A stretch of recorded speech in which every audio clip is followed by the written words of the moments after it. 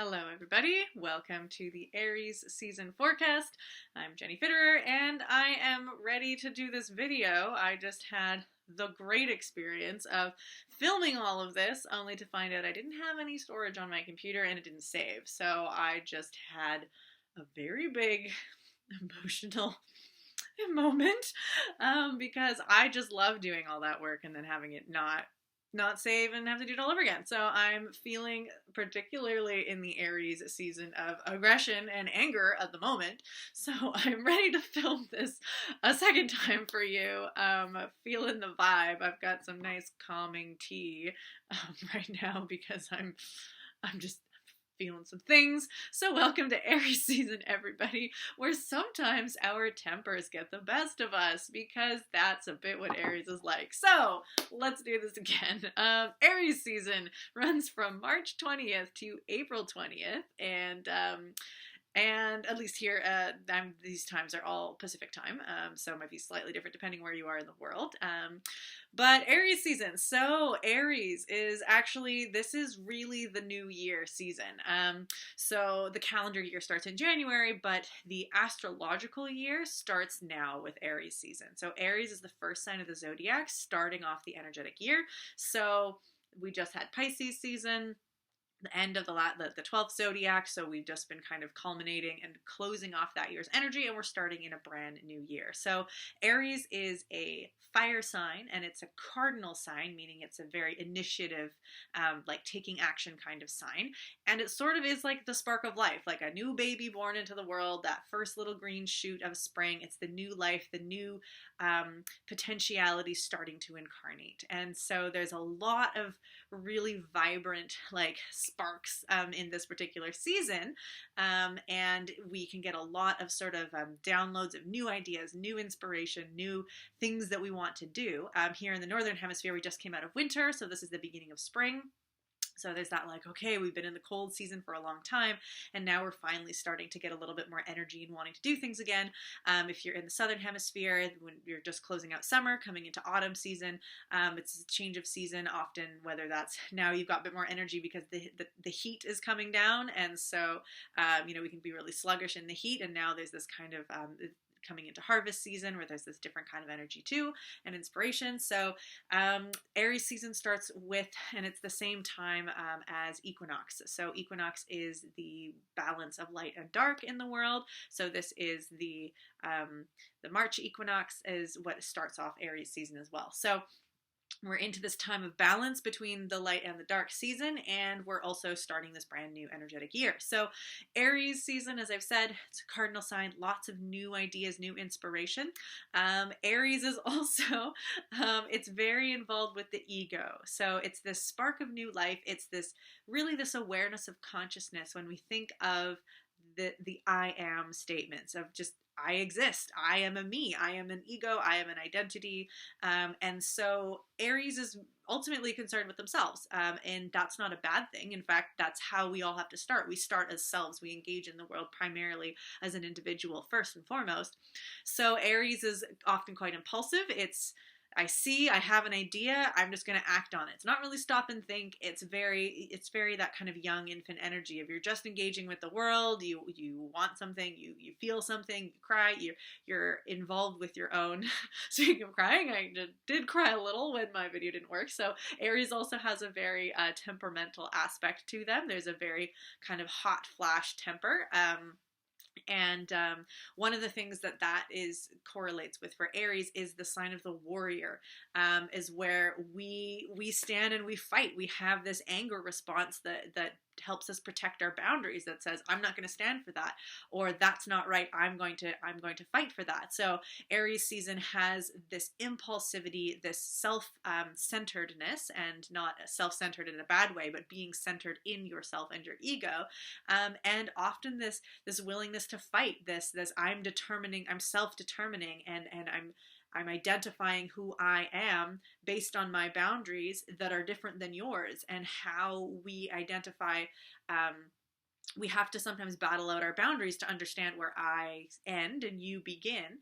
And that's part of getting this sense of ego and self anyway. So, and that feeling of anger, if we're being violated and somebody's coming into our space and aggressing on our boundaries, we're going to defend it. So those are all things that can come up with Aries season. So with the sun entering Aries on March the 20th, these are all things that get illuminated. So we have this mix of super sparked energy, new ideas, new potentialities, as well as this individuating sense of ego and a willingness to protect it, that can sometimes have a bit of a flared emotion too.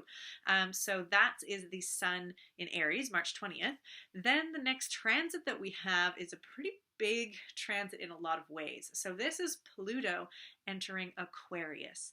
So Pluto is the furthest planet in the solar system, slowest moving around the sun because it has the biggest orbit. So it can take between 15 and like 30, like it has a 30 years to go through one particular sign, and then there's 12 signs, so Pluto takes over 250 years to go around the sun. Pretty long orbit. So we only ever see in our lifetime Pluto go through a few signs.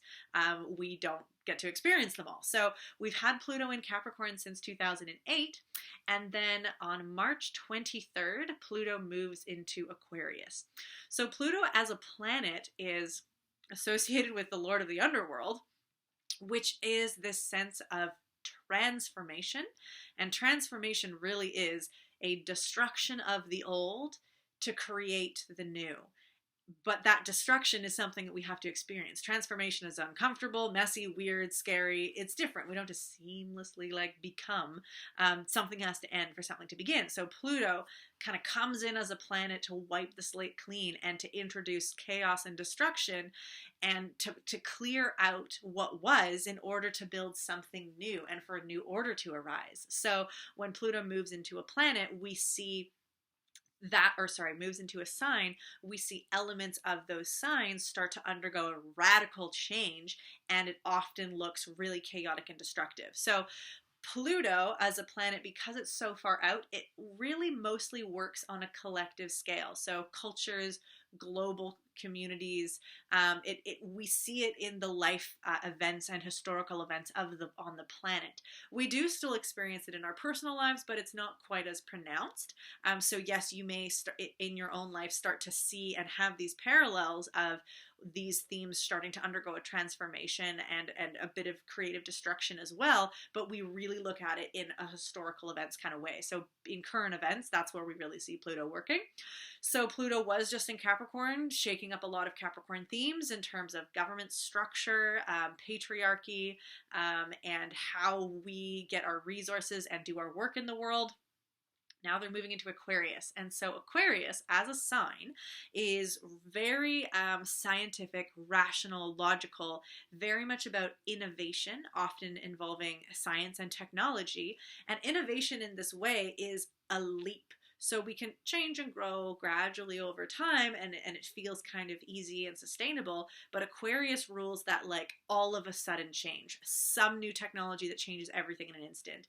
The eureka moment of discovery that we thought it was one way and it's actually radically different, and our lives are changed really, really quickly. So it's very, very sudden change and insight and innovation that takes us to a whole other level that we couldn't have imagined before. Aquarius has that element. There's also a theme of a humanitarian desire for freedom. So Aquarius does not want to be pressured, captured, enslaved. Aquarius seeks to burst free and wants everybody to be free as well. So often that's tied by creative innovation that allows us a greater kind of freedom and new experiences. So when Pluto moves into Aquarius, what that can really look like is bringing that kind of destructive change is, it might be new scientific innovations that really, really shake up and kind of destroy the old way of doing things. That it's not just a building on to the world we already know, but essentially wiping out and introducing a new technological era. So we can see that a little bit already with We Are Right as AI is starting to really become a part of our world, and that is deeply changing our society in many, many ways. So it's a creative destruction. There's going to be a destruction of the old way as a new innovation comes in. Innovation doesn't always take hold, though, so it doesn't necessarily mean that we will now have that always in our lives, but it has happened, it can't be undone, and it'll initiate a transformation anyway, whether or not it sticks around. Same thing as well, Aquarius, we're looking at this in just looking at current events. We're looking at changes in currency, cryptocurrency, whether that takes off or not.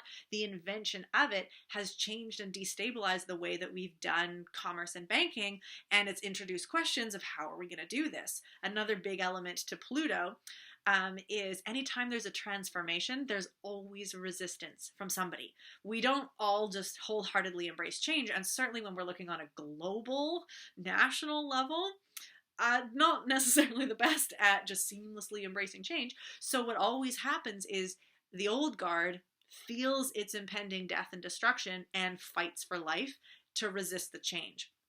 And in resistant to change is where we feel the most intense, chaotic suffering in that transformation. So we can see this in our personal lives and on a global scale. When there's something that's changing and it's unavoidable, we often are like, no, but the old's familiar. I know how this works. I feel safe this way. I don't know what's coming. I don't want to do that. And that resistance of it is what causes that suffering. The change is coming either way. When it comes to Pluto, the change is coming. The old way is over. And you get to choose how you embrace that. Do you turn towards it and say, okay, buckle up. This is an adventure. It was a time. It was like this. And now it will be something different. Do we as a nation and a global community say, all right, we're moving into the new stage and the new era? Or do we fight it out? And we can see in the path of history that we tend to have both. Some people want to bring it in, some people fight it. And so one of the things to remember with a Pluto transit is Pluto is always somewhere in the sky at some point. It's not like we have this golden era where everything's great and then Pluto comes in and ruins it by destroying it. Pluto's working somewhere. There's always a great transformative change happening in some area of our lives, in some area as our collective human experience. It's changing to a different topic now, and so we feel that, but we don't want to think about this in this is a horrible thing that's happening to us. That's part of that resistance. That's part of that fear story that says change is scary and bad and I don't like it, and that's what makes it uncomfortable. So it's something to look out in the world and pay attention in our personal lives. Where is a great innovation coming that might actually change and destroy the way things have been before? Can I learn how to be flexible and adapt and maybe embrace the new, or at least diversify my existence so that I don't get swept up in that destruction if I'm holding too tightly to the way things have been and then feel that pain. And also, this has really excellent potential. Any of these signs, as you've been doing astrology with me for a while, there's always a good and I don't want to say good and bad, a light and a dark, a conscious and unconscious, a way in which things can be expressed in a kind of hurtful, difficult way or a positive way. So Aquarius, one of this really excellent parts of Aquarius is this liberation, is this everybody wins, and the collective good for all is what Aquarius is yearning for. So that is one of the futures available to us. When Pluto comes in and does a board wipe, we can embrace that opportunity for this collective freeing of humanity from whatever that might be, whatever sort of past history we have, whatever sort of frozen in time or old ways we've got, whatever it might be. There's an excellent opportunity here. We may pick that individually, collectively, we may not, but it's nothing to be afraid of. It is that adventure to be embraced, and understanding that chaos and destruction is part of the life cycle. We can get addicted to order, but then also be atrophied by it. So creation, order, destruction, chaos, they are part and parcel and part of life. And it's interesting also, this transit, even if you think about that, happening in this season of equinox, just a couple days after equinox, where we're looking at balance of light and dark, balance of creation and destruction. They are all required for each other. And just the way, the sun has a time of balance at equinox and has a time of extremes at the solstices, where there's more light or more dark, so we see that with creation and destruction. Sometimes it's in balance, and sometimes we have more creation and more destruction at different times. but overall, we're always going through that cycle and it does maintain balance. So that's Pluto in Aquarius, in a general sort of sense. You could do a whole other series on it, and there are many astrologers definitely talking specifically about Pluto in Aquarius. I'm not going to be covering that in more depth than that. So that's March 23rd, everybody, looking like a big change. Next, we have Mars is going to be in Cancer on March 25th. So Mars is the planet of action and boundaries. Also, Mars and Aries are interrelated. So Aries is ruled by Mars, so we're in Aries season, so that's got similar themes. Aries is this initiation and warrior capacity. Mars is also how we fight and take what we fight for, how we defend our values and take action towards what we want. So it is connected to desire, initiating our action towards our desire. So Mars is moving into Cancer, and Cancer is an interesting placement for Mars because Cancer is this emotional water sign. It's deeply compassionate. It's connected to the mother archetype and the nurturer. And so Cancer is very concerned with the other and the well-being of the other. Cancer gives and gives and gives. A healthy Cancer also receives, takes moments to rest and be filled up so they have energy to give. Often Cancer can give, and then have an empty cup and then feel really ill-used and really tired and then retreat and kind of slam the doors and kind of hide and say, I'm too tired, I'm too burnt out, I'm being taken advantage of. And then once they recover, they go back out. And so that cycle can be in a healthy way of self-care and giving, or it can kind of swing between those extremes of burnout and overgiving. So Mars is coming in as a protector energy of this warrior. And so Mars in Cancer can look like strongly asserting our boundaries of self-care. So saying that, yes, I'm going to give to you, but I'm really going to make sure I'm not taken advantage of. I really need to make sure I defend my time and energy. I need to make sure that I have boundaries in place so that I can give sustainably and no more than I'm willing and able. So Mars, but also as a planet of action, it's saying I want to take action and care for people. I really want to initiate whatever, maybe it's my self-care or initiate some sort of nourishing care. For some people, it might be instigating having a child now and taking action on taking a mother or a parental role for a while. And that also comes with it. We can think of the defender of an infant and defending Mars action there too. So Mars is an interesting, like, coming in as the soldier to defend our emotional boundaries so that you can still stay sensitive and emotional there too. So Cancer as a sign is the sign of the crab. So they like the soft gooey inside and the hard shell and the little crabby pincers to be like, no, I need some help. So Cancer does really well with protective boundaries in order to protect their sensitivity so that they don't get jaded or they don't get burnt out. So this is a really, I think, a good a really nice energy to be coming in here. It's interesting in Aries season as well to have that Cancer energy, Aries being very self-oriented and Cancer being very other-oriented. That I think that's a strong placement so that we can think of what do I need to stay healthy so that I can give and nourish the people I care about. It's a really nice balance there. So that's going to be March 25th is Mars entering Cancer. Next, we have Mercury moving into Taurus on April the 3rd. So Mercury is this planet of thinking and communicating and learning, and it's very much our mental capacities and our desire to communicate. Mercury has been in Aries, which is, very hot-headed, impulsive, and new ideas. And now we're going to slow right down into Taurus. So Taurus is this earth sign. So it's very, very grounded, very, very stable, and really likes to take their time. We're picturing a cow here or a bull that's like, I'm really steady here. You can't push me over. They're very, very grounded, and they're going to take their time. So this planet of thought and communication is going to say, I think I really want to think before I speak. And I really want to take my time to make sure I feel grounded with what I say.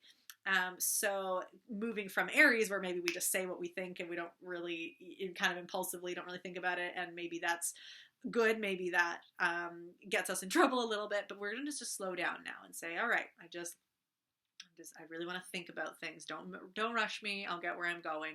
Taurus is also it's an earth sign, and it's very much about the body and our sensual experience in the body. So our connecting with the world through our senses, our taste, our smell, our sight, our hearing, our body, our sense of touch. This also involves our sensual and sexual expression of how we interact with others through the body. So we're going to be thinking a lot about these themes and wanting to communicate that as well. So we're going to be thinking about our body. Maybe we want to learn a little bit more about our body. Maybe we want to engage with a healthcare practitioner because I'm really thinking about my body senses and what it means to live in a healthy relationship to my body. We might want to communicate our sensual and sexual desires a little bit more because that's where our mind is. But we're also not going to rush things. We're going to take our time and just, really bring that stable energy, which is kind of nice with that other Aries energy that's, again, kind of quick, that we have this steady backbone too. This also, because Taurus is so fixed and grounded, can be very stubborn. So likely when our planet of our mind and our thoughts is in Taurus, we're not necessarily going to be compromising a lot or stepping outside of our perspective to engage or compromise with somebody else. So our communication might feel like everybody's holding on to what they think and not really wanting to waver on that, which is okay. Like we don't have to compromise all the time. And this might be a really good time again to land into our own personal boundaries of, no, this is what I need to feel good in my body. And actually, no, I think I'm going to stand. I'm really going to my opinions. I'm not going to waver on them right now. So it kind of ties interesting with this sort of warrior Mars protecting our emotional boundaries and Mercury sort of keeping our mental ground and saying, no, I believe what I believe, and I'm gonna stay here. So we're kind of having mental boundaries as well that don't push me over, don't tell me what to do. I'm gonna do my thing. I'm gonna take my time. And really ground into what feels good for my body. So that's going to be an interesting pairing. So that's Mercury and Taurus starting on April 3rd. And then the last planet that we have or the main planetary transit this season is Venus is entering Gemini on April 10th. So Venus is this planet of love and relationships and values. So Venus is moving into Gemini, and Gemini is this air sign. So it's very vibrant and very Gemini loves to learn, loves to talk, communicate, super curious, likes to do a bunch of different things at once, likes to meet a bunch of people, very social, kind of networky, not necessarily diving deep into anything, but connecting, learning, just this new excitement and idea. And it's very, it's very curious and not very longevity focused and intense. It likes fun.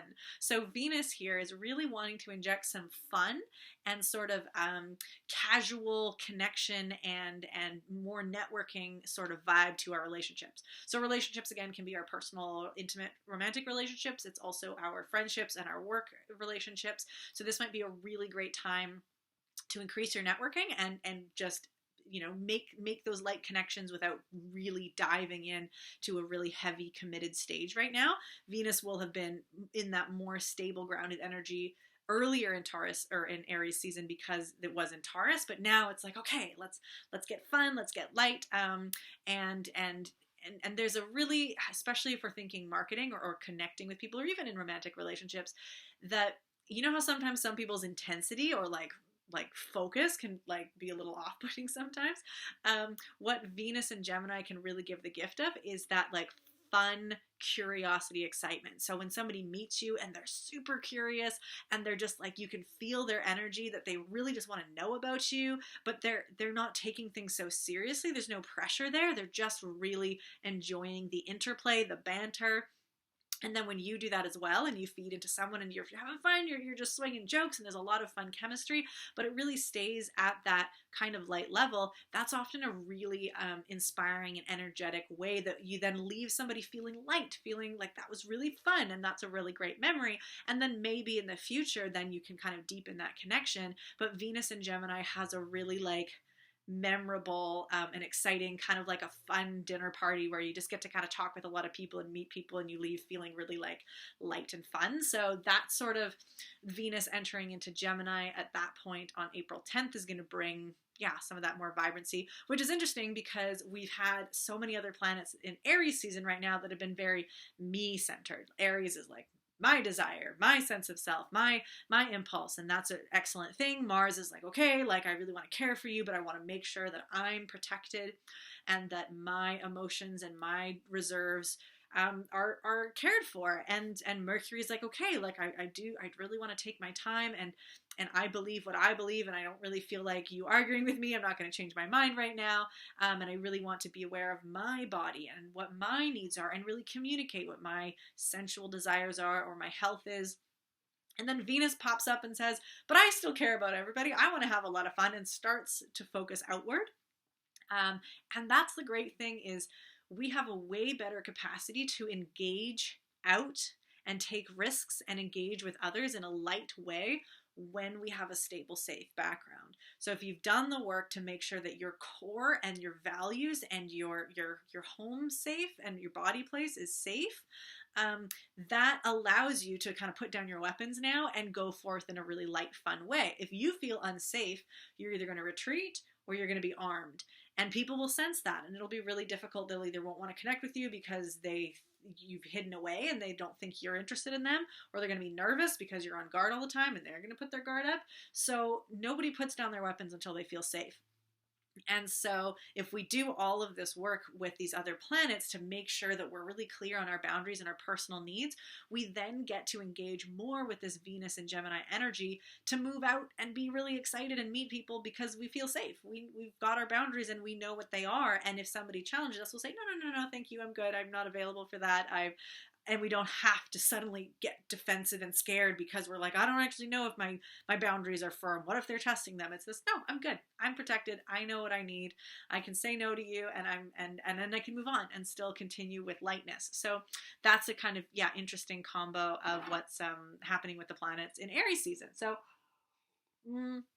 before we go to the tarot reading, I'll just give you the moon dates for this season. So it's interesting. We actually have 2 new moons and a full moon this season. Normally we just have 1 new moon and 1 full moon, but because the lunar cycle takes a little bit less than a month, every so often we do have a season where we have like an extra.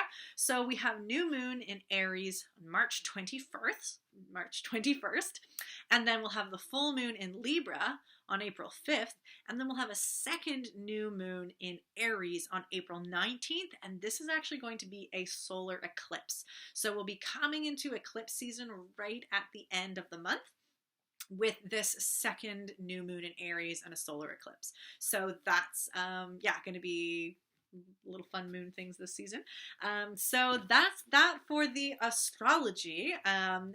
And whatever inspired things I said in the first time I recorded this, if I didn't repeat them today, well, I know them, and my living room knows them, but that's what happens. So we're going to do a tarot reading. Because I already did the card shuffle and pulled a card for the last video, I have the card ready for us, so no need to shuffle. So the card that we have for this Aries season is the 3 of Coins. So we see here, we have this saint figure. He's kind of wrapped up in robes there. He's got kind of a lot of green, lush colors around him and this sort of green plant wreath. There's a tree here, and there's kind of like a city or castle up in the tree, and it kind of looks like a blue kind of sky background there. So that's what the card looks like. And here we go, 3 of Coins. The calling. Dolly, who has often been accused of godlessness and of being an enemy of the church, uses the figure of Christ here to represent money and new values. For the devout Christian, the picture of Christ represents an invitation to follow in his footsteps, to heed the call of God, and to realize your own personal calling. It is precisely this question of a calling that constitutes the traditional reading of this card. Although Dolly's picture is unique in its composition, it conveys the same message as many other versions of this card. The city or castle in the tree represents your personal goals, which are above and behind all your efforts. Do these objectives resemble a dream house, or are they more like the proverbial castle in the sky? All your ideals and aims are being questioned now. You will not be able to achieve any peak performances if you do not call upon and use all your hidden energies, your latent talents. The circles on the robe of Christ or saintly figure may be interpreted as a labyrinth, probably hinting at the great effort and all the searching involved before you reach your personal summit. If you look at the labyrinth from a different angle, it resembles the shell of a great tortoise. This symbol encourages you to be consistent and patient, but to beware of reclusive and standoffish behavior. Only top-class achievements that enhance your personal well-being and expand your consciousness are of any lasting value. Each person has his or her own peak to climb. Naturally, there are mountains of varying heights, but each has a summit. Your personal task is to reach your own zenith. Practical advice. Find the task that requires and focuses all your energies. Do not only ask what you want, ask what God and the world want from you. Then your life will be much easier and more rewarding. Okay, so this is a really great card for this season because so we've already talked about that this season has a lot of the pulling into the ego and focusing on what are your desires, what are your boundaries, what are your needs, and not at this time really having to be super concerned about other people. And it's inviting everybody to do that. So everybody's taking a step and sort of aligning in and taking a look at their egos and I don't say that in like, you know, you're so like egotistical, just the healthy I am, the center of consciousness that is in you that identifies you. So that ego has its own desires, has its own fears, and a lot of the time when we think about a calling, it's really like we grow up on stories of like heroes and adventures, and there's a very, very clear calling because there's often like a great evil or a villain or something that's really apparent that's saying we need a hero and somebody steps up. I'm a big Lord of the Rings fan, so often I think when I think of these adventures or callings, I think, okay, you know, there's an evil villain and there's a magic ring, someone's got to destroy it. Who's going to do it? Who's going to accept the call? It's not always so cut and dry as there's a dragon to slay, there's a ring to destroy, who's going to do it? We all have a calling. And by a calling, it's not like an assignment that if you don't do, you fail life. There can be a lot of pressure of like, if you miss your calling, if you don't fulfill your destiny, there's a lot of stress. It is the word calling really is an invitation. You're being called. Do you accept? And everybody has one. Not everybody's going to go destroy the ring, but everybody has a calling that they can choose to accept. And so the difficulty, of course, can be, how do I know? How do I know what that is? And we can really want to look out and say, okay, somebody tell me what I'm supposed to do. What's my calling? What am I supposed to do? I want the external validation of knowing that my calling is important, and it's important because someone else told me to do it or asked it of me, and then I at least know I'm on the right track. That can be what we really desire. For some people, maybe there's a knock on a door, it calls you to an adventure, and it's very clear. But for a lot of us, it isn't. And that calling actually comes from inside you. You're being called, but it's the call comes through your senses, and it comes through your desire. So we all have impulses, certainly. We all have wants. We all have things that, like, you know, or needs or things that kind of come and go and change. But we tend to have a core desire that doesn't really change through life. And it tends to just be built on, as we look through our life, actually a lot of our actions are moving towards that desire, and a lot of the things we experience end up being skills and things that we build upon that are connected to this desire. And if we have a judgment attitude to that desire, and we think, oh, my desires are bad, or they're sinful, or what I want must be, you know, selfish, so I should go do what other people want, we really are plugging our ears to what is calling us. It's our desire and that intuitive kind of push. So if we have done a little bit of work to, as Aries season is inviting us to go into the self, not worry about other people. They all have their calling. And yes, we can kind of jump forward and want to help other people with theirs. And maybe your calling is to help others, but not all the time. Or it's through the lens of your desire, not feeling enslaved to other people's desire. So if we take this invitation of this season to look at our egos and defend our boundaries and really settle in without being pushed over or compromise what our thoughts and our beliefs are, And we really, really start to center and honor the fact that we as individuals have wants and desires. And when we find that really core desire that just won't go away, that's often the key. That's often the start of the call. And this whole, even at the end here, this card is saying, do not only ask what you want, ask what God and the world want from you, which is a meeting place. It's not what somebody is telling you to do that you really loathe and hate, and it is in no way connected to your desire, but you have to go do it. It's you have a desire that's pushing you, and then you look into the world, and the world has a need that your desire can connect into. And so that calling is kind of, it's a two-way thing. It's you being pushed from inside, and then something outside of you calling and saying, hey, here's an opportunity for you to engage your desires and your talents and your skills to come on this adventure. And then you have to choose to answer or to not, or to answer now or not and try to answer later, whatever it is. That's the invitation. We all have an invitation. It's not like there are heroes and boring people or protagonists and everybody else is just side characters. Everybody in their own life has a calling that they may choose to interact with. And it's that desire that's being met with a need in the world. That's asking, and it is an ask. It's not an order. You can step up, but stepping up is that adventure. So that's, yeah, what this card is really saying, to land into your desire and to be aware of your skills. This is a coins card, and so coins is very much connected to our talents and our skills and our practical application. So usually our skills, our practical application, and our desire interrelate together. And if we can be really confident and aware of those without gaslighting them or think that it's selfish or we don't matter, then that awareness, we can look up out into the world and start to listen and be aware of where can I fit? Where can this desire start to meet a need? And that starts to culminate on this call. And then you go on that adventure. You go through the labyrinth, you climb those mountains, and it has all of the peaks and valleys of any sort of story where it's not all super joyous and exciting and easy, but it's also not all chaos and terror. It is that balance of how these stories go. So, and it is, sometimes your calling can be completed in a lifetime, or you live to see your vision come true.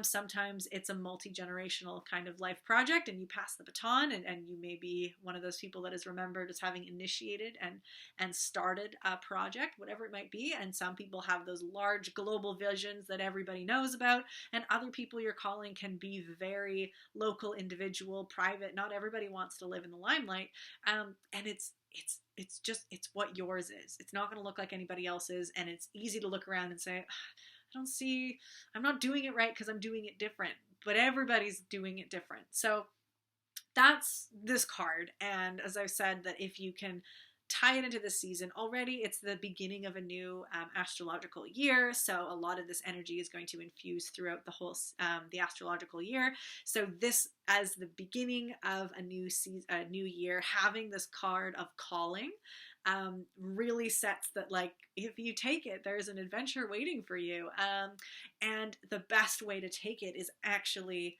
from the centered self.